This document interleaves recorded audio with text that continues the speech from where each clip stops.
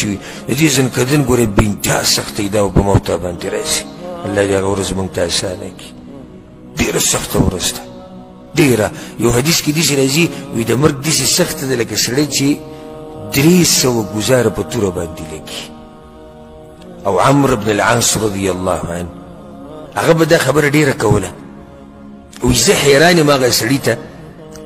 چې د ده نه سا وځي او د ده عقل کار کوي او دی بیا هم نشي ویلی چې دا مرګ څه ته وایي هلکه وایي عقل دې کار کوي خو ویې وایه که نه نو چې کله په خپله په عمرو بن العاص رضی الله عنه باندې مرګ راغی هغه زوی ورسره خوا کې ناست و عبدالله رضی الله عنه نو هغه ورته ویې پلار جانه تا به دا خبره کوله چې زه حیران یم هغه سړي ته چې عقل یې کار کوي او دی دا نشي ویلی چې مرګ سخته څنګه ده نن ته بیان کړه چې د مرګ څنګه سخته ده زه هغه باندې ځنکدن و نو هغه ورته وکتل وایي زویه ډېر څه نشم ویلی ځکه چې خبرې راته ګرانې دي خو داسې راته ښکاري لکه د اسمان چې په ځمکه باندې راولېدلی او زه په منځ کې بند شوی یم او داسې راته ښکاري لکه چا چې د وحود غر راوړی او زما په مرۍ باندې یې ښودی او داسې راته ښکاري لکه چا چې غني زما په دې بدن کې دننه کړي او هغه راکاږي او د هغې سره د ټول رګونه راوځي داسې سخته ده په ما باندې دا یو لویه سخته موږ ته پرته ده وقیل من راق خلک چغې کي که نه وایي څوک شتي دمګر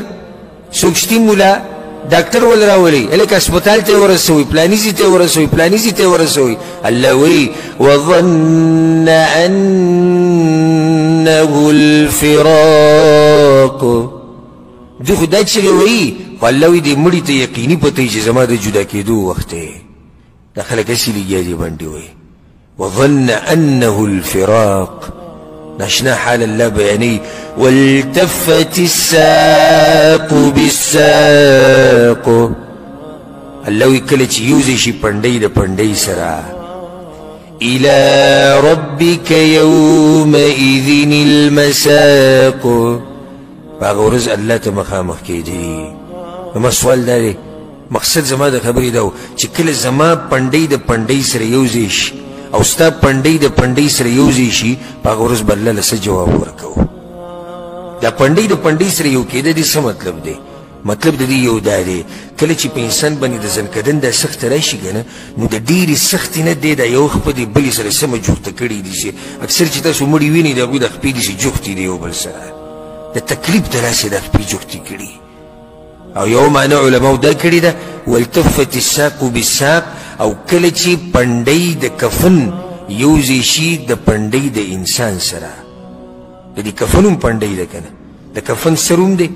سر یې دی اولنی سر دې ته سر وایي اخرنی چې کوم دی د پنډۍ وایي که نه نو اخر د کفن یوځی شي د انسان د پنډۍ سره الى ربک یومئذ المساق په هغه ورځ الله ته مخامخ کېده دي الله نه تله دي نو زما سوال تاسو نه دقه دی چې نن د شپې کور ته لاړ شئ یو 15